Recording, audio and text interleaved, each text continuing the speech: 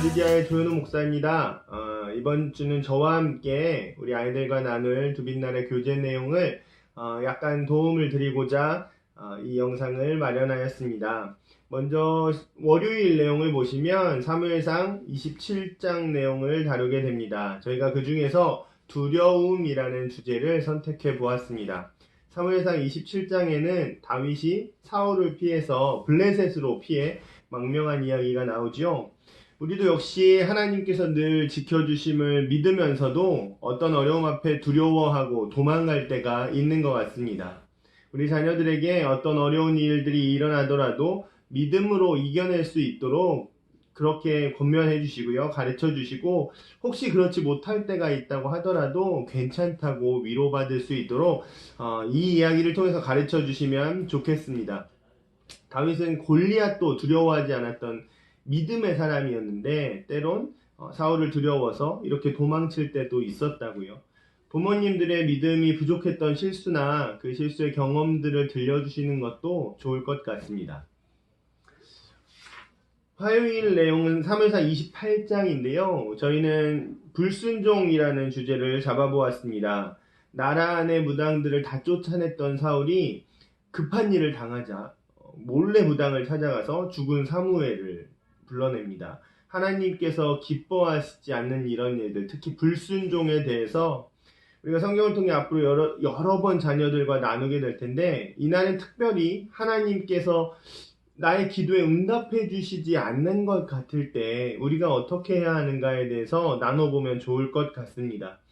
우리가 간절히 기도할 때 하나님께서 들어주시지 않는다면 그때는 우리가 믿음으로 잠잠히 기다려야 되는 때인 것입니다. 하나님께서 내가 원하는 기도에 들어주시지 않는다, 응답해 주시지 않는 것 같아 보인다는 것은 아직 때가 아니거나 그것이 허락되었을 경우에 우리에게 유익이 되지 않기 때문입니다. 우리가 잘 몰라서 그것을 간절히 원하는 것일 수 있는 것이죠.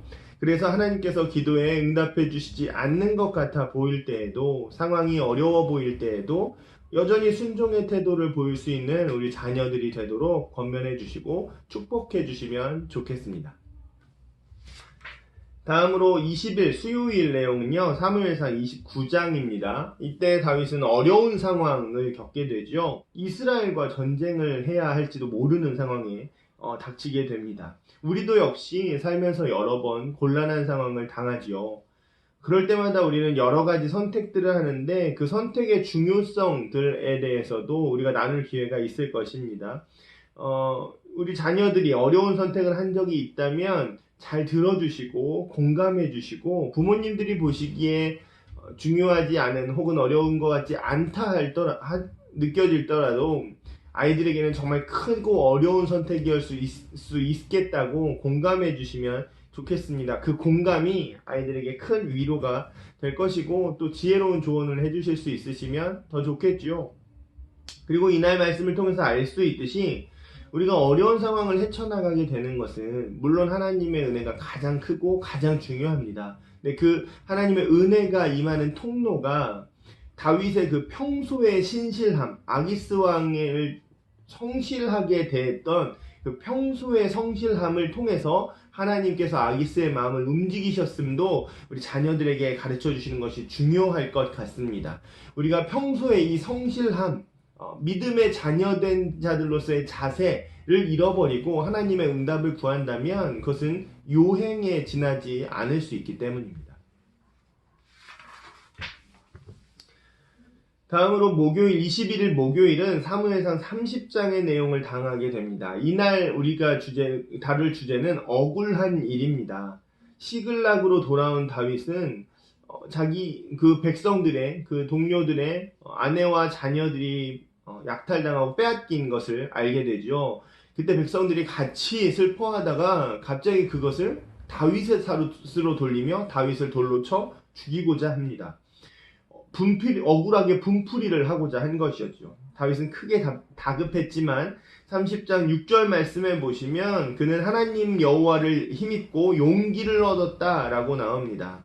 우리가 억울한 일을 당할 때 흔히 보이는 반응은 사람들 탓을 하고 사람들과 싸우는 것입니다. 하지만 다윗은 하나님만 의지하면서 여호와 하나님으로 인해서 힘을 얻고 용기를 얻을 수 있어야 합니다. 이런 다윗의 모습은 정말 우리 자녀들이 본받았으면 좋겠습니다. 아이들의 이야기를 잘 들어주시고 부모님들께서도 이런 경험이 있으시다면 꼭 들려주시면 아이들이 그 삶을 보고 배우게 될 것입니다. 다음으로 금요일 22일에 볼 말씀은 사무엘상 31장 말씀입니다. 사무엘상의 마지막 장인데요. 이 장의 주제는 순종과 불순종이라고 할 수 있습니다. 사무엘상이 사울과 요나단의 죽음으로 끝나게 되는데 사울이 하나님께 버림받았던 것 그리고 이렇게 비극적인 죽음을 맞게 된 이유는 사울의 불순종의 결과이기 때문이죠. 다르게 말하면 사울이 하나님을 버린 결과인 것입니다. 성경 전체의 주제가 사실은 순종과 불순종이라고 해도 과언이 아니기 때문에 우리는 하나님의 말씀에 순종하는 아이들을 길러야 합니다. 세상의 방식으로 똑똑하고 앞서가는 아이들을 기르는 것이 아니라 하나님 말씀에 순종하며 하나님을 사랑하는 자녀들을 기르기 위해서 우리가 이 두 빛나래를 하고 있는 것이죠.